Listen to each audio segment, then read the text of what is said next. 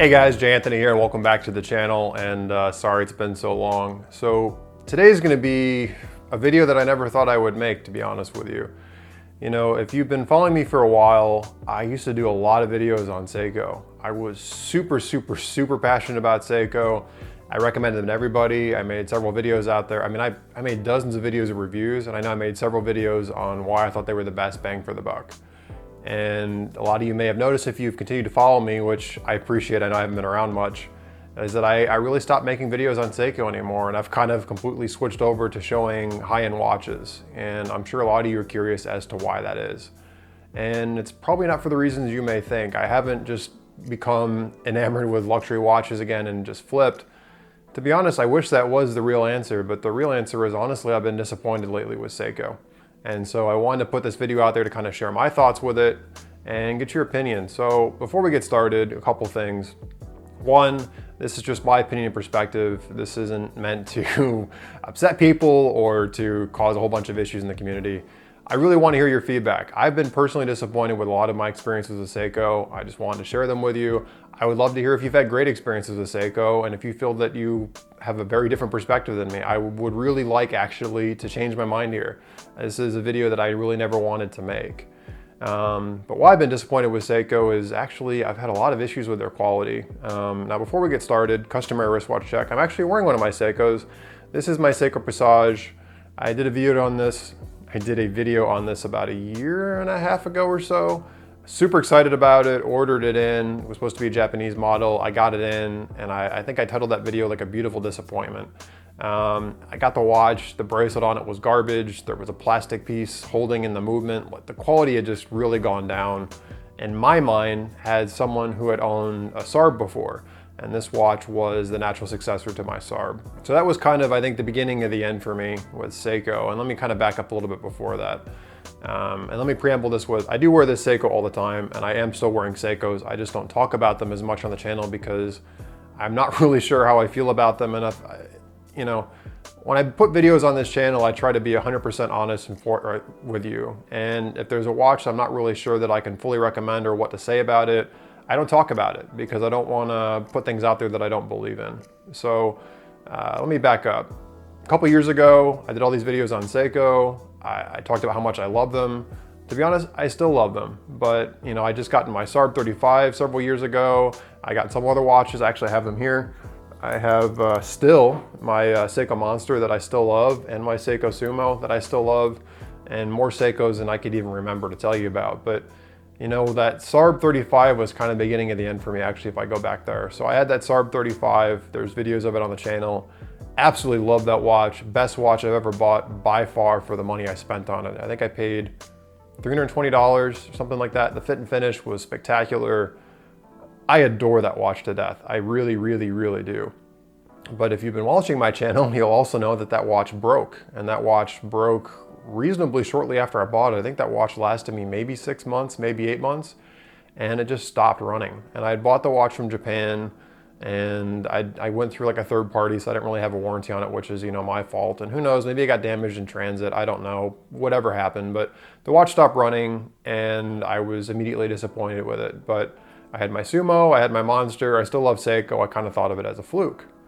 And then 6 months later or so, my cousin with his his Seiko SKX 007, his watch completely stopped out of nowhere, stopped running. He sent it into Seiko service, and they charged him 150 bucks on a practically new watch to service it. They wouldn't cover it under warranty, which to me was a very disappointing thing as well. So within the course of a year, I knew of 2 Seikos failing, you know, and then some time passed. I had been wearing a lot of my luxury watches, and I really miss Seiko because I do genuinely love Seiko. And I've been wearing my Monster and Sumo occasionally, but I wanted a dress watch, so that's when I picked up this watch. This is again the Seiko Presage, and as you saw in that video review, if you watched it, I wasn't really happy when it showed up. You know, I had this SARB 35 expectation. I got it. The bracelet was a lot cheaper than it was on the SARB 35. The movement ring wasn't metal, it was plastic. There was just some very clear cost cutting that Seiko had done to this watch that made me feel like they were really cheapening the brand, and it really upset me. Now, in fairness, while they both had similar retail prices, the SARB was never meant for the US market, and this watch I think was planned to go to the US market. And as you guys probably know, the watches Seiko sells in Japan versus the US are different. It infuriates me that they pull this nonsense, but it is what it is, and Japan gets better watches in general. So anyway, the Sarb was dead. I bought the Presage. The Presage, I immediately, honestly, I was disappointed. I thought about sending it back, but I never got around to it. I kept it. And then I decided to put it on this aftermarket strap, and you know what? I ended up enjoying it, and I've been wearing it ever since. I probably wore it once or twice a month, and I really enjoy it.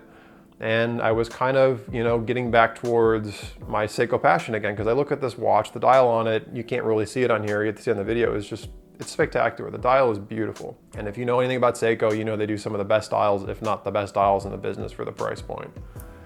And so fast forward a little bit, my Seiko love was going back up. I thought about buying a Grand Seiko again. I've actually been looking for a while.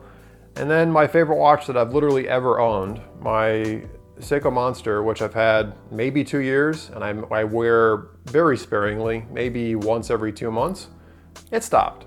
And it's randomly keeping crap time too. And again, I've only had this watch a few years. And so this will be the third watch in my immediate family that is broken. All within a few short, and I mean, this one lasted a couple years, but I've had watches, like I said, that Sarb that lasted a couple months. My cousin's SKX lasted a couple months before they stopped working. And to me, that is absolutely ridiculous. And so I'm 3 for 3 in my family of new Seikos that didn't make it past 2 years, basically. And that to me is unacceptable. Now, maybe this is a fluke. Maybe I just seem to have bad luck being associated with all the bad ones. I have heard some friends as well that theirs are running well and they're going pretty strong for several years, but I've also heard from others they're having similar issues to me where the watches just stop out of nowhere or they're running inconsistently. And to me, no matter how affordable a Seiko is, there's zero excuse for a watch not running or needing to be serviced after 1 or 2 years. I just think that's ridiculous. And in my luxury watch days, and I currently own several Rolexes, Breitling, stuff like that. I've had 1 or 2 niggles, but by and large, like my Rolexes, for example, I have a Rolex, my Explorer 2, I don't think it's ever been serviced, and it's 25 years of service life, and it still keeps perfect time. Now, that's a bad example, and just like you should change the oil in your car, that watch probably should be serviced, and I'm not recommending that at all. But my point is, there's no excuse in my mind for Seikos to be this unreliable. And the fact that my Monster now needs to be serviced after a couple of years of owning it, to me is it's not acceptable to me, given that it's barely been worn. And so I'm just upset, and that's why I started talking about Seiko on the channel. As much as I love them, I still love my Monster. I wear the Sumo a lot too. I love the Sumo. The Sumo has the same movement, the 6R, that my Sarb did, and it's still running well. So I don't know. But I've been very torn about the brand, and so that's the truth of why I stopped talking about them. So let me know what you guys think. Maybe I'm just a one-off here. Maybe I expect too much from watches that are under $500. That could be it. And if you think I'm being unfair, then I'd love for you to let me know. But that's the real deal, guys. I love Seiko. I feel like their long-term quality hasn't been great for me, and I feel like their newer pieces they're bringing to the U.S. now that are supposed to be as good as the Japanese ones, I feel like they're heavily cost cut, and honestly, I don't know that they're better values than some of the Hamilton or the Swatch, or not the Swatch really, or like some of the lower end offerings from even Oris and stuff to me are better values even at more money. Where a couple of years ago I would have said nothing can beat something like a Sarb 35. But if they're gonna only last a couple of years, that to me comes into question. So there you go. Forgive me, I don't mean to upset anybody. This is just my personal experience, and as you know, I tell it like it is, whether or not it's convenient. So I'd really like to know what you guys think. Please let me know. What do you guys think? What have you experienced with Seiko? Do you think I'm just had a weird string of flukes here and I'm missing a lot of stuff? I'm sure there's things I don't know about. Maybe this is just normal and I have ridiculous expectations because I've owned a bunch of high-end watches. So you tell me. I'm totally open to changing my mind.